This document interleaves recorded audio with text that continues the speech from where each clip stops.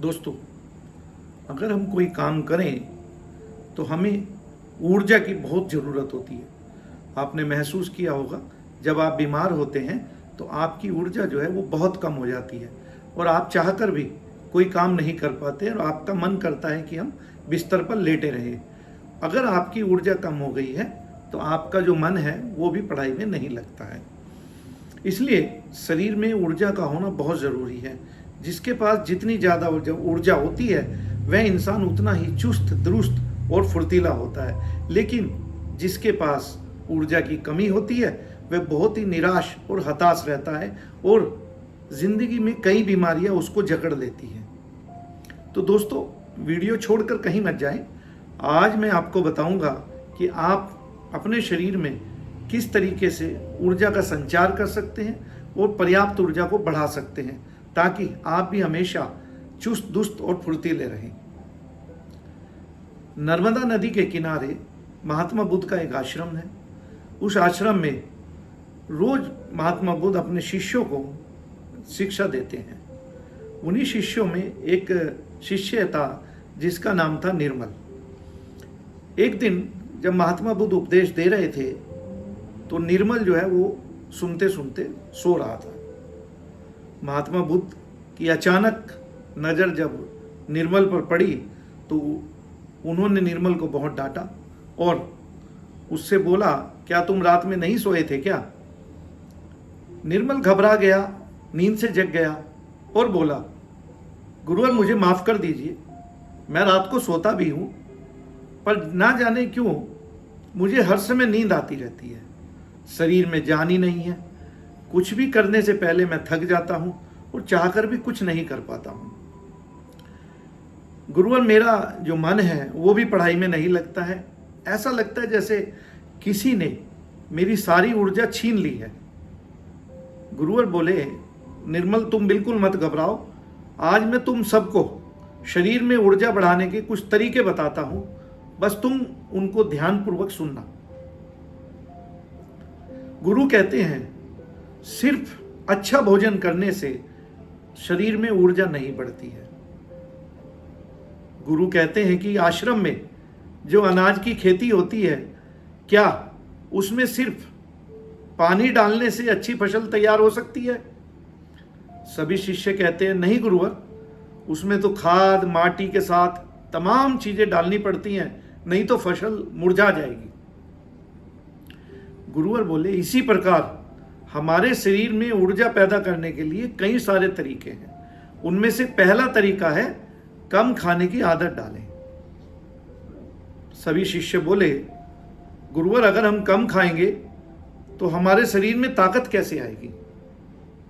गुरु बोले, ज्यादा खाने से शरीर में ताकत नहीं आती है, बल्कि जितनी आपको भूख है उससे कम खाएं। उससे क्या होगा, आपके शरीर की जो प्राण ऊर्जा है उस भोजन को जल्दी पचा देगी और बाकी बची हुई ऊर्जा तुम्हारे शरीर की टूटी फूटी कोशिकाओं की मरम्मत करेगी। पर्याप्त मात्रा में खाना खाने से आपका जो शरीर है वो भी बहुत हल्का रहेगा। जो लोग जरूरत से ज्यादा खाते हैं उनकी जो सारी ऊर्जा है उस खाने को पचाने में लग जाती है और पूरा दिन उसे पचाने में चला जाता है, पेट बाहर आ जाता है, जबकि कम खाने वाले का पाचन बहुत जल्दी हो जाता है। गुरु कहते हैं कि दूसरी बात, हमें पौष्टिक भोजन खाना है।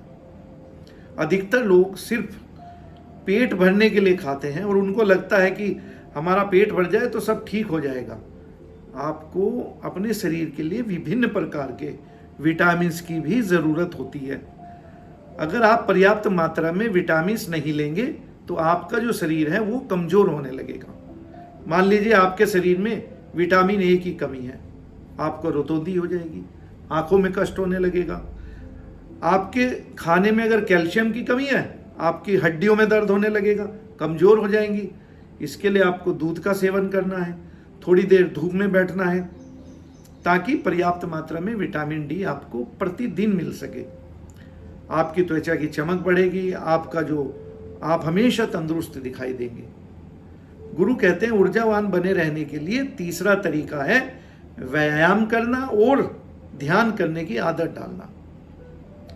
ये सब करने से हमारा जो मन है वो एकदम शांत और काम हो जाता है। शिष्य बोले गुरुवर ये काम तो हम रोज करते हैं। गुरुवर बोलते हैं ये बात आपकी सही है कि आप रोज करते हैं, लेकिन ध्यान और व्यायाम को अगर निश्चित समय पर ना किया जाए तो ऐसा करने से उसका जीवन पर बुरा प्रभाव पड़ता है। ऐसा नहीं है जब मन में आया हम ध्यान लगाने बैठ गए, जब मन में आया हम जो है व्यायाम करने बैठ गए। गुरु बोले कि सुबह के समय व्यायाम करें। होगा क्या, तुम्हारे शरीर की जो ऊर्जा है वो बढ़ने लगेगी और कार्य करने की क्षमता बढ़ने लगेगी। जैसे जैसे दिन खत्म होगा आपकी जो एनर्जी का लेवल है वो कम होने लगेगा। 24 घंटे के बाद आप दोबारा से व्यायाम और ध्यान करेंगे, वही ऊर्जा आपके अंदर फिर से जनरेट होगी और आप पूरे दिन फिर अच्छी तरीके से काम कर पाएंगे। जब रात को सोने जाए तो ध्यान में लीन हो जाओ, ताकि ध्यान से तुम अपने मन और मस्तिष्क को दोनों को काबू में कर सको। गुरुवर बोले ऊर्जा बढ़ाने का चौथा उपाय है चिंता को वश में करना। अगर चिंता को तुम अपने ऊपर हावी होने दोगे तो तुम बहुत समझदार व्यक्ति नहीं कहलाओगे। चिंता एक ऐसी बीमारी है जो हर वक्त जलाती है और ये चिंता हमारी सारी ऊर्जा को जलाकर राख कर देती है और व्यक्ति चिंता के कारण मानसिक रूप से बीमार भी रहने लगता है। एक बार ध्यान से सोचो कि क्या वाकई चिंता करने लायक कोई बात है। जब तुम पाओगे कि 70 से 80% चिंताएं तो बेवजह की हैं, जिनका कोई भी अस्तित्व नहीं है, बस उनको आप पकड़ कर रखे हुए हैं, वो बात तुम्हें बहुत ज़्यादा सताती है। इसलिए जो हो रहा है उसको होने दे, क्योंकि तुम्हारा शरीर स्वस्थ रहेगा तो तुम ऊर्जावान रहोगे, तुम चिंता से भी निमट लोगे। गुरुवर बोले ऊर्जावान बने रहने का 5वां नियम है समय की गति के अनुसार चले। शिष्य बोले ये क्या होता है कि समय की गति के अनुसार चले। गुरुवर बोलते हैं जब सुबह होती है चिड़ियाएं चहचहाने लगती हैं, फूल खिलने लगते हैं, कलियां खिलने लगती हैं, चारों तरफ पेड़ पौधे सूर्य की रोशनी में ऊर्जावान हो जाते हैं, बाहर आते हैं। अगर तुम सूर्य उदय से पहले बिस्तर नहीं छोड़ते हो तो तुम्हारे जो शरीर की ऊर्जा है वो क्षीण होने लगती है। प्रकृति के साथ तालमेल बनाकर चलो। सूर्य उगने से पहले उठो, सूर्यास्त होने लगे तो समय पर खाकर सो जाओ। जो व्यक्ति सूर्य निकलने के बाद उठता है, रात भर जागता रहता है, उसके शरीर की ऊर्जा क्षीण हो जाती है, नष्ट हो जाती है।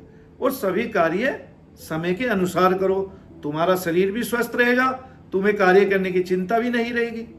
कुछ लोगों को तो रात में नींद ही नहीं आती, क्योंकि सारा दिन रात भूतकाल भविष्यकाल की चिंता उनको सताती रहती है।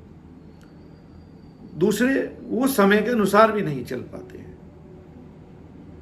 गुरुजी बोले ऊर्जावान बने रहने का 6वां नियम है अपने आप पर ध्यान दें। मतलब यह है कि खुद को प्यार करें, खुद के लिए अच्छा सोचें। कई लोग होते हैं जो दूसरों के विकास में बहुत ज़्यादा परेशान हैं और जो दूसरों के विकास से दुखी भी रहते हैं। कुछ लोग दूसरों के विकास से अंदर ही अंदर जलन की भावना भी रखते हैं और इस वजह से उस जलन के कारण उनकी जो एनर्जी है, उनकी जो ऊर्जा है वो कम होने लगती है, क्योंकि आप अपने बजाय दूसरों पर ध्यान दे रहे हैं। खुद को बेहतर बनाने में जुट जाओ।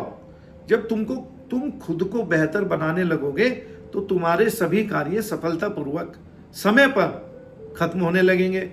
वह व्यक्ति जीवन में कभी सफल नहीं हो पाता है जो दूसरों के बारे में ज़्यादा सोचता है, दूसरों की बुराई के बारे में ज़्यादा सोचता है, दूसरों से जलन की भावना रखता है, दूसरे व्यक्ति की ऊर्जा को कभी भी अच्छी नहीं लगती है।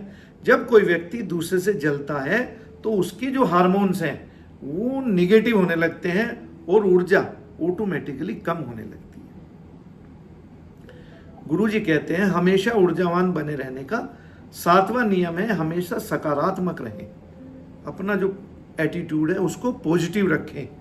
जिसकी जो सोच है, जो पॉजिटिव होती है, सकारात्मक होती है, वो उतने ही अच्छे तरीके से परेशानियों को निपटा सकते हैं। लेकिन जिसकी सोच निगेटिव होती है, नकारात्मक होती है, उनकी जो ऊर्जा है वो धीरे धीरे नीचे की ओर बहने लगती है। जिनकी सोच सकारात्मक होती है, उनकी जो ऊर्जा है वो ऊपर की ओर बहने लगती है, और जब किसी कार्य को करते हैं तो उसमें उनको सफलता जरूर मिलती है और वो मुश्किलों को हरा सकते हैं। गुरु कहते हैं अगर तुम ये सातों नियम अपनाकर आगे बढ़ते हो तो तुम्हारे शरीर की जो ऊर्जा है वो कभी कम नहीं होगी। और निर्मल, तुम तो इन नियमों पर काम करना अभी से शुरू कर दो। तुम्हें नींद भी समय पर आएगी, तुम्हारा शरीर भी ऊर्जा से भरा रहेगा। शिष्य गुरु को धन्यवाद देकर अपने कार्य पर चले जाते हैं। तो दोस्तों, उम्मीद है इस वीडियो से आपने काफी कुछ सीखा होगा। अगर कुछ सीखने को मिला है तो इस वीडियो को लाइक करें, सब्सक्राइब करें और कमेंट में नमो बुद्धाय जरूर लिखें। मिलते हैं अगली वीडियो में, तब तक अपना ख्याल रखें। धन्यवाद।